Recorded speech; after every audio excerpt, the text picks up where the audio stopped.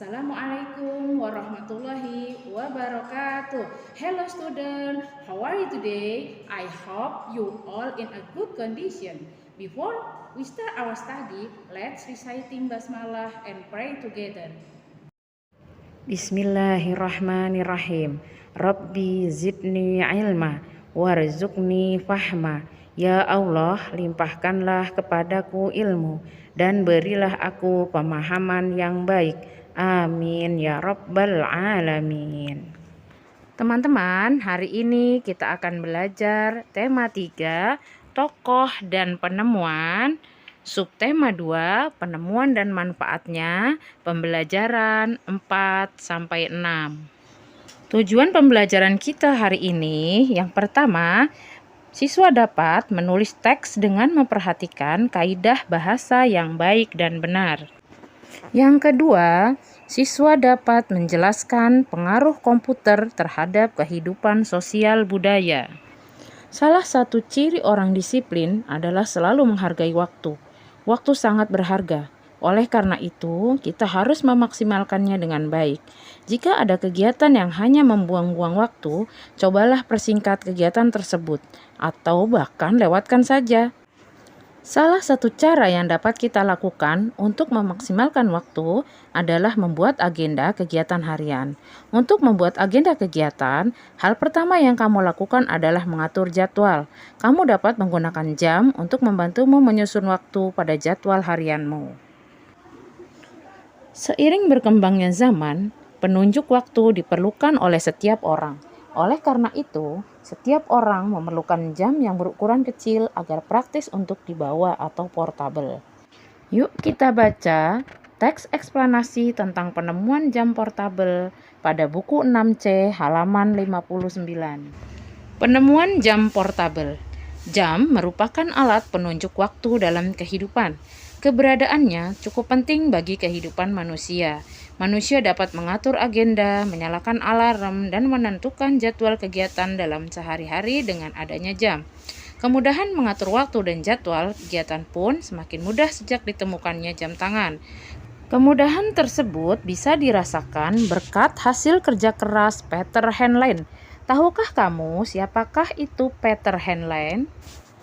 Sebelum ada jam tangan, orang-orang menggunakan jam saku yang dapat dibawa-bawa atau portable. Peter Henlein dikenal sebagai penemu jam portable pertama di dunia. Walaupun beberapa pendapat menyatakan ada penemu lain yang menemukan jam portable sebelumnya.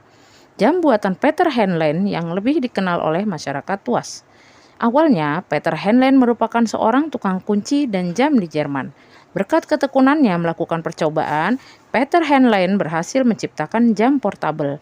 Jam portable Peter Henlein pun dikenal dan mulai diakui oleh masyarakat luas sebagai jam portable pertama di dunia. Menurut catatan sejarah, jam tangan Peter Henlein semakin dikenal luas karena ia sering menjadikan jam tangan tersebut sebagai gift untuk orang-orang yang memiliki jabatan atau kuasa yang penting di daerahnya. Peter Henlein juga menjadi pemasok jam semi-driven kecil di sebuah perusahaan di negaranya. Penemuan jam tangan oleh Peter Henlein menjadi penemuan yang cukup penting dalam kehidupan manusia. Sebagai bentuk penghargaan terhadap kerja kerasnya, Peter Henlein pun diberikan penghargaan oleh kota tempat kelahirannya berupa patung berwujud dirinya. Melalui patung tersebut, masyarakat kota ingin menunjukkan bahwa salah seorang warganya adalah seorang yang berjasa bagi kehidupan, yaitu penemu jam portable. Kehadiran Peter Henlein dan jam tangan buatannya menjadi berkah tersendiri bagi manusia. Tanpa adanya jam portable, saat ini mungkin manusia akan merasa kesulitan untuk menentukan serta mengatur waktunya dalam kehidupan hari-hari. Jam portable buatan Peter Henlein tersebut menjadi modal awal pertama dari perkembangan jam tangan canggih hingga masa sekarang. Nah, setelah teman-teman membaca teks yang berjudul penemuan jam portable, apakah kalian menemukan kalimat atau kata yang tidak sesuai dengan kaidah bahasa Indonesia yang baik dan benar? Jika iya, apa sajakah itu? Yuk kita cari dan kita temukan bersama. Perhatikan kalimat ketiga pada paragraf pertama. Manusia dapat mengatur agenda, menyalakan alarm, dan menentukan jadwal kegiatan dalam sehari-hari dengan adanya jam.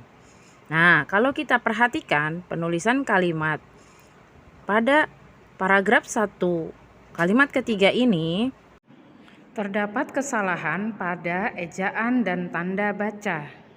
Pada kalimat tersebut terdapat tanda baca yang kurang tepat. Tanda baca titik 2 dan tanda baca titik koma kita hilangkan.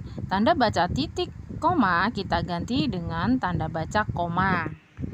Kata jadwal kita ganti dengan jadwal. Huruf U kita ganti dengan huruf W.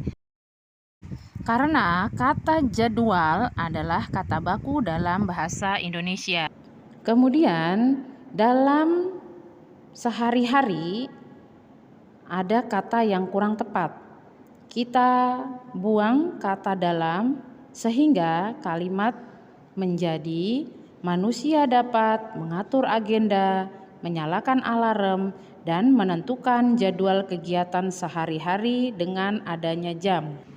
Perhatikan paragraf berikutnya, yaitu paragraf ketiga. Kalimat kedua yang berbunyi sebagai bentuk penghargaan terhadap kerja kerasnya, tanda seru, Peter Henlen pun diberikan penghargaan oleh kota tempat kelahirannya berupa patung berwujud dirinya. Tanda seru pada kalimat ini kurang tepat. Tanda seru kita ganti dengan tanda koma. Kata diberikan kita ubah menjadi kata diberi. Sehingga revisi dari kalimat tersebut adalah sebagai bentuk penghargaan terhadap kerja kerasnya, Peter Henlen pun diberi penghargaan oleh kota tempat kelahirannya berupa patung berwujud dirinya. Perhatikan paragraf keempat kalimat kedua. Tanpa adanya jam portabel saat ini mungkin manusia akan merasa kesulitan untuk menentukan serta mengatur waktunya dalam kehidupan hari-hari. Kalimat ini kurang tepat. Revisi dari kalimat ini adalah tanpa adanya jam portabel saat ini mungkin manusia akan merasa kesulitan untuk menentukan serta mengatur waktunya dalam kehidupan sehari-hari. Kemudian perhatikan kalimat ketiga. Jam portabel buatan Peter Henlen tersebut menjadi modal awal pertama dari perkembangan jam tangan canggih hingga masa sekarang. Kalimat ini terdapat dua kata yang sama maknanya, awal dan pertama. Kalimat ini kita revisi menjadi jam portabel buatan Peter Henlen tersebut menjadi modal awal dari perkembangan jam tangan canggih hingga masa sekarang. Penulisan teks yang baik harus memperhatikan kaidah bahasa Indonesia. Kaidah bahasa Indonesia tersebut meliputi penggunaan kalimat efektif dan ejaan yang baik dan benar. Ciri kalimat yang efektif antara lain 1. Mengandung subjek dan predikat. 2. Disusun sesuai urutan kalimat yang benar.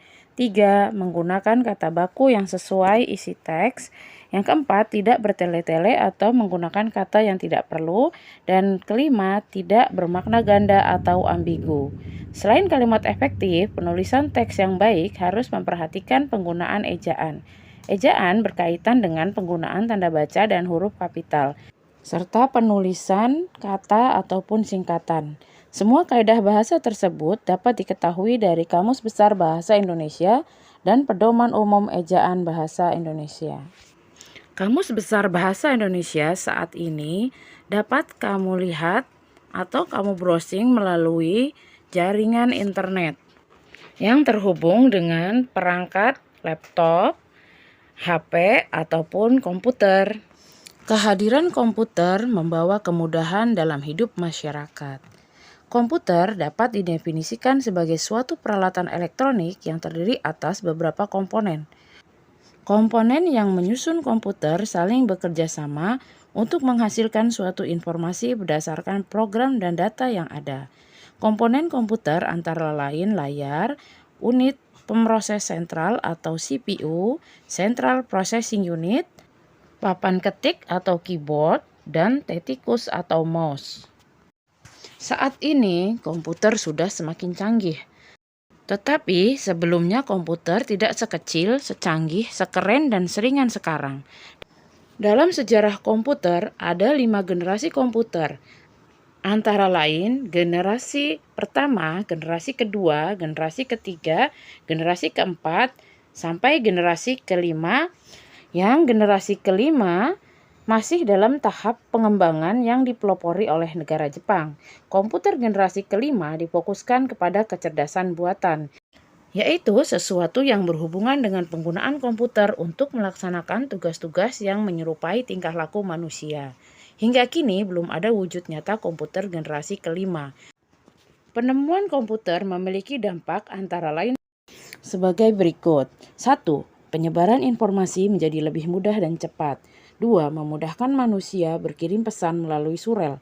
Surel dikirim melalui jaringan internet yang terpasang pada komputer. 3. Kegiatan ekonomi seperti distribusi atau jual beli lebih efisien, karena pembeli tidak harus datang langsung ke toko. Yang keempat, berbagai dokumen penting dapat disimpan dalam komputer. Yang kelima, memudahkan siswa mengakses pelajaran dimanapun. Yang keenam, membantu siswa mempelajari program kerja komputer. Alhamdulillah, pelajaran hari ini telah selesai. Terima kasih atas perhatiannya. Adapun tugas teman-teman menuliskan kalimat yang salah pada teks yang berjudul penemuan jam portabel, kemudian menuliskan juga kalimat revisinya di dalam buku tulis dengan tulisan yang rapi dan jelas. Terima kasih teman-teman semua, selamat mengerjakan tugas. Assalamualaikum warahmatullahi wabarakatuh.